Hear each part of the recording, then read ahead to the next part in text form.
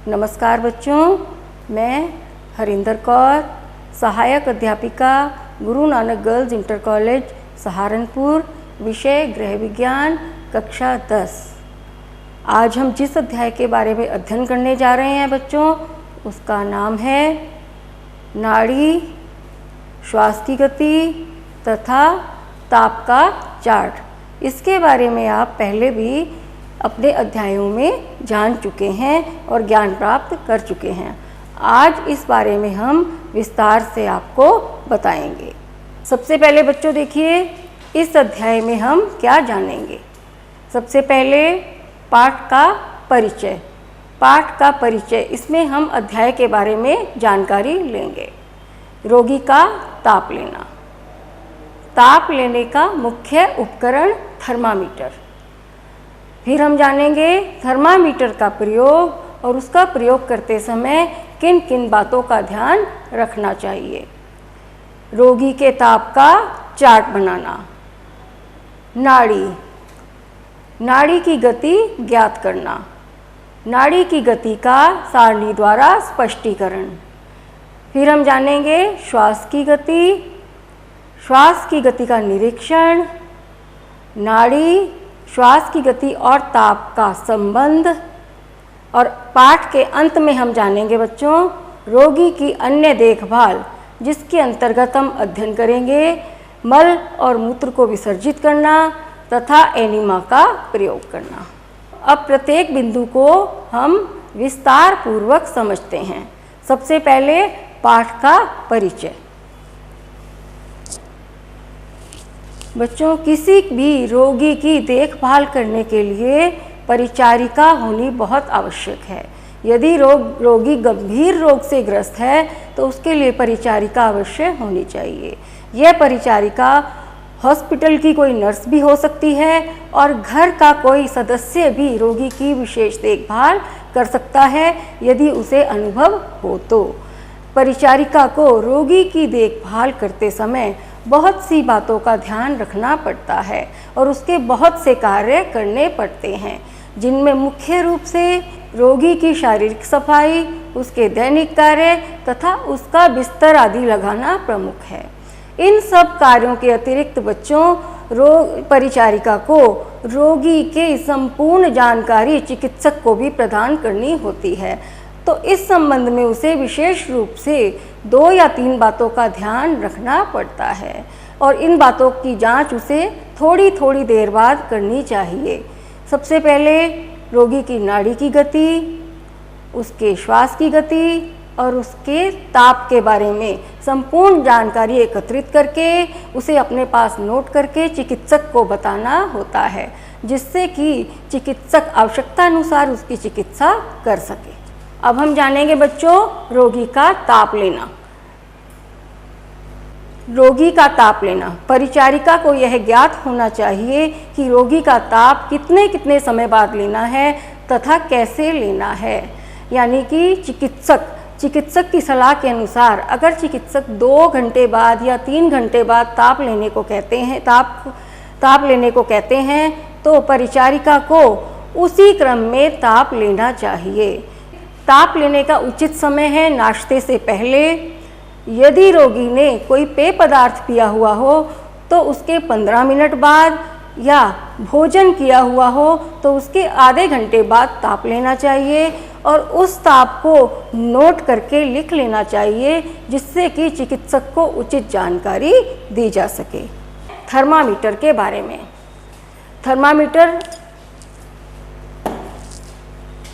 Thermometer हर घर में होता है, जिसके द्वारा बुखार को नापा जाता है या ज्ञात किया जाता है कितना टेम्परेचर बॉडी का हमारा बढ़ रहा है।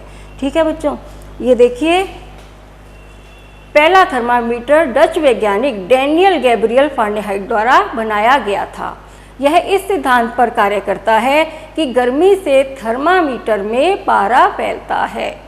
थर्मामीटर एक विशेष प्रकार का उपकरण होता है। यह कांच की एक नली होती है, ये आप चित्र में देख रहे हैं, जिसके एक सिरे पर घुंडी होती है। ये देखिए बच्चों, ये बनी हुई है घुंडी। इसमें पारा भरा रहता है। जो एक पतली नली के अगले सिरे तक बढ़ सकता है। इसमें स्थान स्थान पर चिन्ह लगे रहते हैं जो कुछ थर्मामीटरों में डिग्री फ़ारेनहाइट और कुछ में डिग्री सेल्सियस की इकाइयों में बटे रहते हैं। पारे की नली तथा बल्ब के बीच में एक बहुत संकरा या पतला सा रास्ता होता है जिससे होकर पारा बल्ब में केवल ताप बढ़ने पर नली में फैलता है। आपने जाना बच्चों थर्मामीटर के बारे में। थर्मामीटर एक ऐसा यंत्र है जिसके द्वारा हम बुखार की सही स्थिति या शरीर के ताप की सही स्थिति को हम पता कर सकते हैं। थर्मामीटर में पारा भरा होता है जो तभी फैलता है जब गर्मी लगे। शरीर का तापमान बढ़ने पर हम थर्मामीटर लगाते हैं और उस स्थिति में पारा फैलता है जिससे हमें शरीर के सही ताप का अनुमान हो जाता है। आइए बच्चों अब जानते हैं थर्मामीटर के प्रयोग के बारे में कि इसे हम कैसे प्रयोग करेंगे। बुखार होने से शरीर की गर्मी से थर्मामीटर में पारा चढ़ता है। थर्मामीटर को 1 मिनट के लिए बगल में, मुंह में या नवजात शिशु की गुदा में रखें। इससे शरीर का तापमान पता चल जाता है। गुदा का तापमान मुंह के तापमान से 1 डिग्री अधिक होता है। आइए बच्चों अब जानते हैं थर्मामीटर का प्रयोग करने में किन किन बातों का या सावधानियों के बारे में। थर्मामीटर का प्रयोग करते समय उसको करने से पहले उसको अच्छी प्रकार से धो लेना चाहिए, चाहे पानी से या निसंक्रमित घोल से। इसके बाद जिस व्यक्ति का शरीर का ताप हमने नापना है, अगर उसको पसीना आ रहा है तो उसका पसीना पोंछकर उसके कुछ देर के पश्चात थर्मामीटर से उसका तापमान लेना चाहिए। थर्मामीटर से तापमान लेते समय बच्चों इसे आराम से लगाना चाहिए और निकालना भी आराम से चाहिए। जिस व्यक्ति के मुंह में थर्मामीटर लगाया जाए उससे जीभ के नीचे लगाकर 2 या 3 मिनट तक रोगी व्यक्ति को मुंह बंद करने के लिए कहना चाहिए तथा 2 या 3 मिनट हो जाने के बाद थर्मामीटर निकालकर शरीर के तापमान का ज्ञान ले लेना चाहिए। एक स्वस्थ व्यक्ति का सामान्य ताप 98.4 डिग्री फ़ारेनहाइट होता है। यदि शरीर का तापमान थर्मामीटर में इससे ज़्यादा आए तो इसे बुखार आने की स्थिति माना जाता है।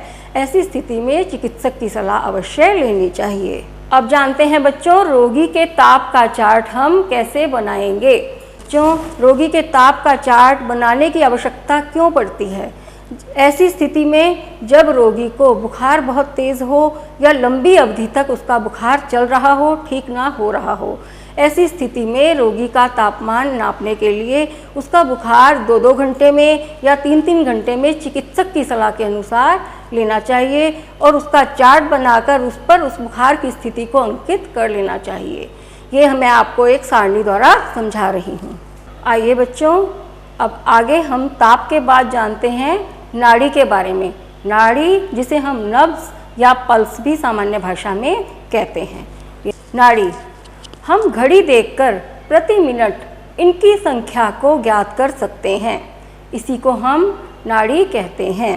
बच्चों बुखार आने पर जब हम डॉक्टर के पास जाते हैं तो डॉक्टर सामान्य तौर पर हमारे माथे पर हाथ रखकर बुखार चेक करते हैं या हमारी कलाई के पास 2 उंगलियां रखकर नब्ज़ को जांचते हैं, जिससे उन्हें बुखार की स्थिति का पता चल जाता है कि नब्ज़ तेज चल रही है या कम चल रही है। इसे अगर चिकित्सा विज्ञान की भाषा में जाने तो हृदय की धड़कन के कारण धमनियों में होने वाली हलचल को नाड़ी या नब्ज़ कहते हैं। इस नाड़ी की धड़कन को शरीर में हम कई स्थानों पर अनुभव किया जा सकता है, जैसे गर्दन पर, कलाइयों पर, घुटने के पीछे, कोहनी के भीतरी भाग में हम नाड़ी की धड़कन का अनुभव कर सकते हैं। आइए बच्चों आगे हम जानते हैं नाड़ी की गति के बारे में। नाड़ी की गति को ज्ञात करने के लिए हम काउंट करेंगे कि 10 सेकंड में हमारी नब्ज़ कितनी बार टैप हुई या चली। टैप होने का मतलब चलना। अब जो भी काउंट या नंबर आएगा उसे 6 से गुणा कर लेंगे। इससे हमारी नब्ज़ का 1 मिनट का काउंटिंग नंबर निकल आएगा।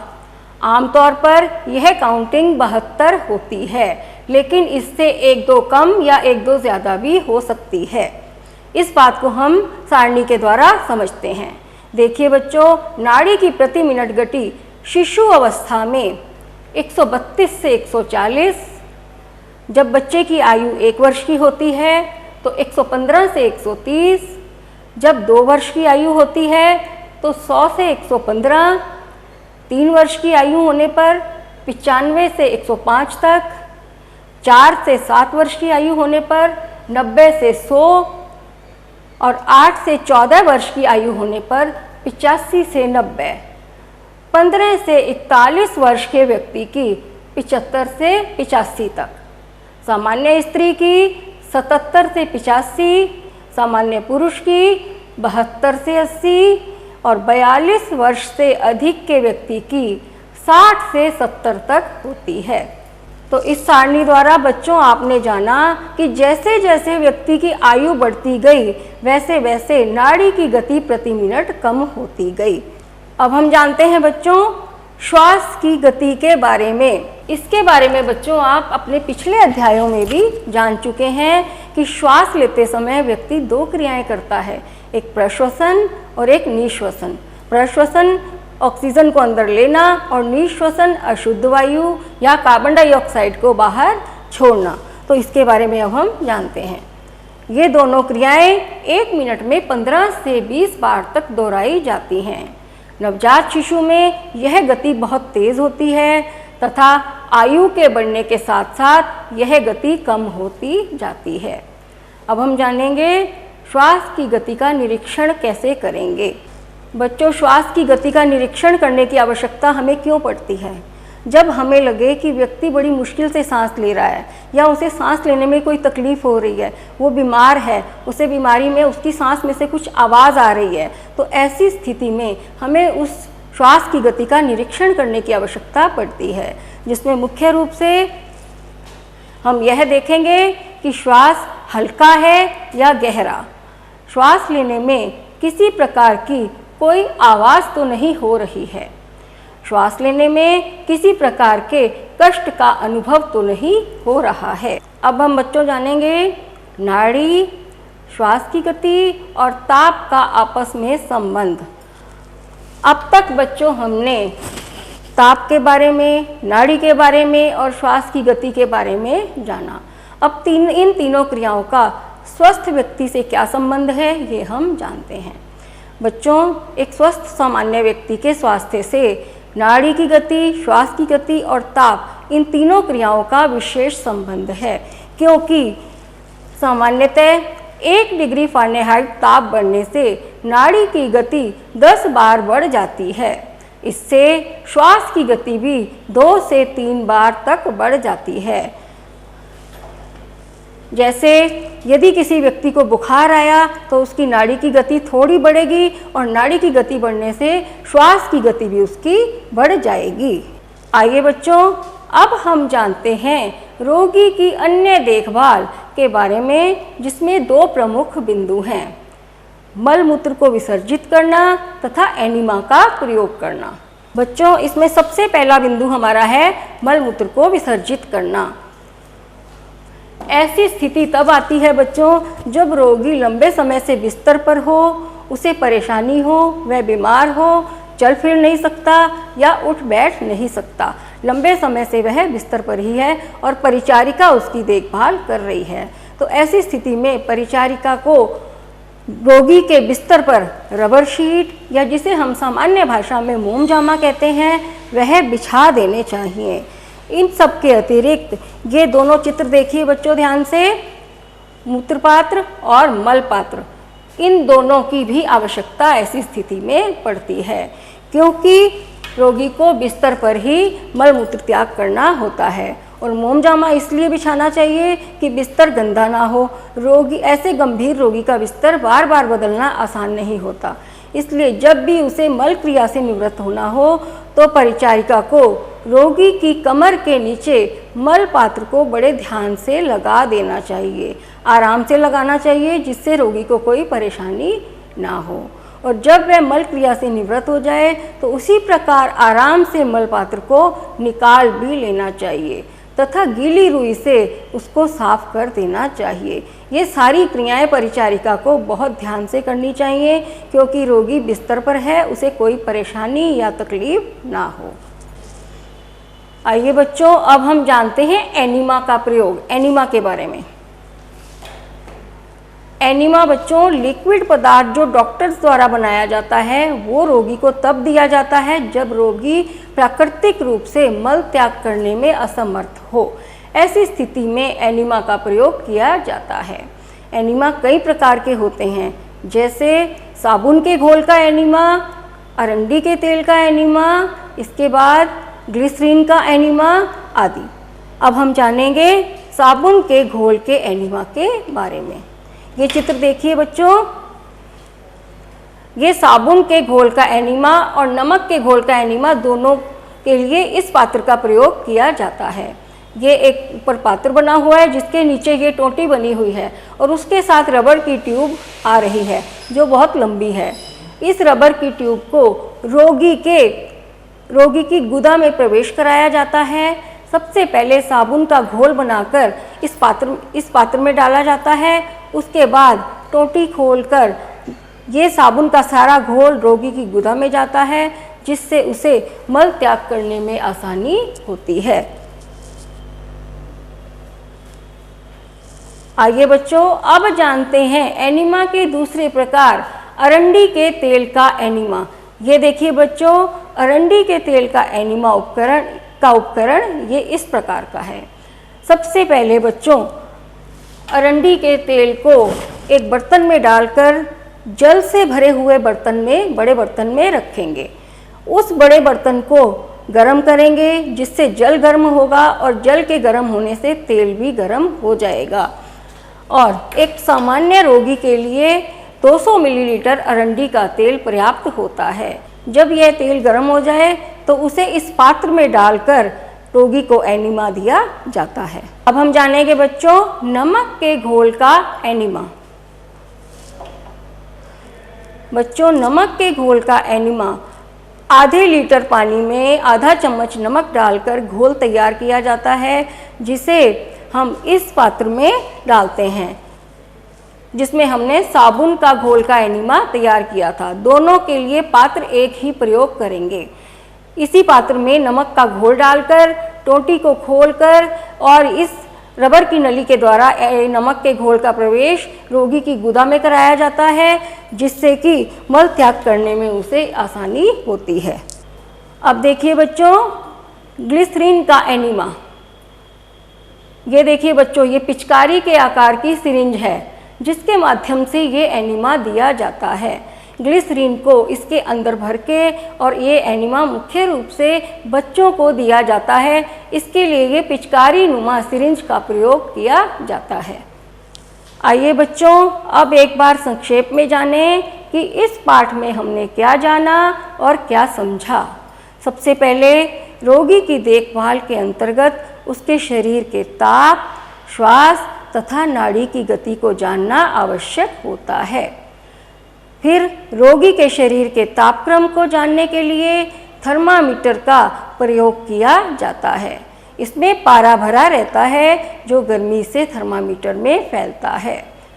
तीसरी बात, सामान्य स्वस्थ व्यक्ति 1 मिनट में 15 से 20 बार श्वास लेता है। स्वस्थ व्यक्ति की नाड़ी की गति 1 मिनट में 72 होती है। बच्चों में यह गति तेज होती है। परिचारिका द्वारा रोगी की देखभाल के अंतर्गत उसे मल मूत्र त्यागने में भी सहायता की जाती है। बच्चों अब हम जानते हैं रोगी के ताप की सारणी हम किस प्रकार बनाएंगे।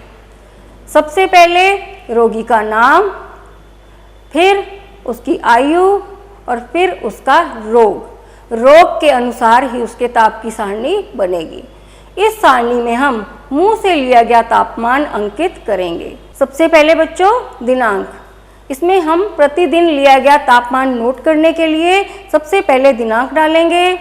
फिर 2-2 घंटे बाद या 3-3 घंटे बाद जैसे चिकित्सक ने कहा है उसके कहे के अनुसार 6 बजे प्रातः, ये 2 घंटे के अनुसार मैं आपको बता रही हूँ, 6 बजे प्रातः, फिर 8 बजे, फिर 10 बजे, फिर 12 बजे, ऐसे हम तापक्रम लेकर और ये छोटे छोटे बॉक्सेस बनाकर इस चार्ट में तापक्रम दिनांक के अनुसार अंकित करते जाएंगे। आखिर में हम इस चार्ट में अन्य विवरण लिखेंगे। अन्य विवरण के अंतर्गत बच्चों हम प्रतिदिन का रोगी का खाने पीने के बारे में लिखेंगे कि जो डॉक्टर ने उसे खाने पीने को कहा वो उसने खाया पिया, उसे हजम हुआ, उसे उल्टी या दस्त तो नहीं आए और इसके अतिरिक्त उसे कोई और परेशानी तो नहीं हुई। तो इस प्रकार बच्चों हम रोगी का ताप का चार्ट बनाएंगे।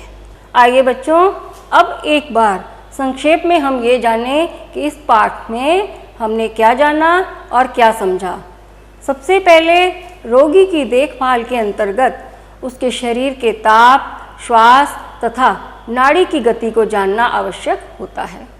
दूसरा, रोगी के शरीर के तापक्रम को जानने के लिए थर्मामीटर का प्रयोग किया जाता है, जिसमें पारा भरा रहता है और गर्मी से थर्मामीटर में फैलता है। सामान्य स्वस्थ व्यक्ति 1 मिनट में 15 से 20 बार श्वास लेता है। स्वस्थ व्यक्ति की नाड़ी की गति 1 मिनट में लगभग 72 होती है। छोटे बच्चों में यह गति तेज होती है। परिचारिका द्वारा रोगी की देखभाल के अंतर्गत उसे मल मूत्र त्यागने में सहायता की जाती है। अब बच्चों जितना हमने आज काम किया, जितना हमने आज पढ़ा, उसी के आधार पर आपको गृह कार्य दे रही हूँ, जो आपने अपनी उत्तर पुस्तिका में भी करना है। और ध्यान से देखिए, इस पाठ में जो आपने जाना और समझा, उसी के आधार पर आप अपनी नोटबुक में तापमान का चार्ट बनाएंगे तथा नाड़ी की प्रति मिनट गति गिनने का अभ्यास करेंगे। इसके अतिरिक्त कुछ प्रश्न हैं जिनके उत्तर आप अपनी नोटबुक में लिखेंगे। बच्चों नाड़ी की प्रति मिनट गति गिनने का जो तरीका आपको मैंने बताया, आप उसी प्रकार से करने की चेष्टा करेंगे। अब कुछ प्रश्न हैं जिनके उत्तर आप अपनी नोटबुक में लिखेंगे। सबसे पहले थर्मामीटर का प्रयोग हम कैसे करेंगे। दूसरा प्रश्न, नाड़ी की गति, श्वास की गति तथा शरीर के तापमान का पारस्परिक संबंध बताइए। तीसरा प्रश्न, शरीर का तापमान बढ़ने पर किसी व्यक्ति की नाड़ी की गति में क्या परिवर्तन होता है। और सबसे अंत में बच्चों, तापक्रम का चार्ट क्यों बनाना चाहिए। आशा करती हूँ बच्चों जो आज की कक्षा में आपको पढ़ाया गया और समझाया गया वो आपको अच्छी तरह समझ में आ गया होगा। तो जो आपको गृह कार्य दिया गया है उसे आप अपनी उत्तर पुस्तिका में ध्यानपूर्वक करेंगे। धन्यवाद।